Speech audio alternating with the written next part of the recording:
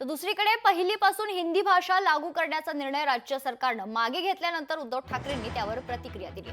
मराठी मारण्याचा खरं तर शक्तीसमोर मराठी माणसाच्या शक्तीसमोर या सरकारची सक्ती हरली आहे असं मत उद्धव ठाकरे यांनी व्यक्त केलं. 5 जुलैला आम्ही विरोधाचा मोर्चा काढणार होतो, पण आता 5 जुलैला विजयी जल्लोष किंवा सभा ठेवू. सर्वांनी विजयी जल्लोषात सहभागी व्हावं असं आवाहन उद्धव ठाकरेंनी केलं.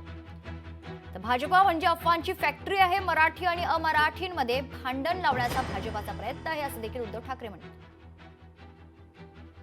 5 तारखेला आम्ही या सक्तीच्या विरोधात मोर्चा काढणार होतो, पण 5 तारखेला हा मोर्चा आता जल्लोष किंवा विजयी मोर्चा, आता मोर्चा किंवा सभा, त्याचं स्वरूप कुठे कधी काय असेल हे 1-2 दिवसामध्ये आम्ही सगळ्यांशी बोलून सर्वांना सांगू.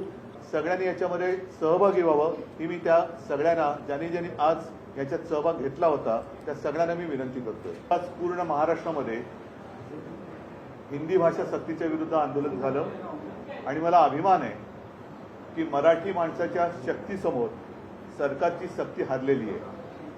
मराठी माणूस एकवटला तर मराठी माणसाची शक्ती ही सरकारच्या सक्तीला हरवून देऊ शकते हे पुन्हा एकदा सिद्ध झालं. भाजप ही अफवांची फॅक्टरी आहे, खोट्याची फॅक्टरी आहे.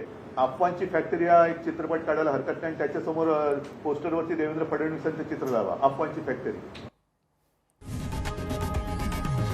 लोकशाही मराठी ऐका, पहा, जागरूक रहा.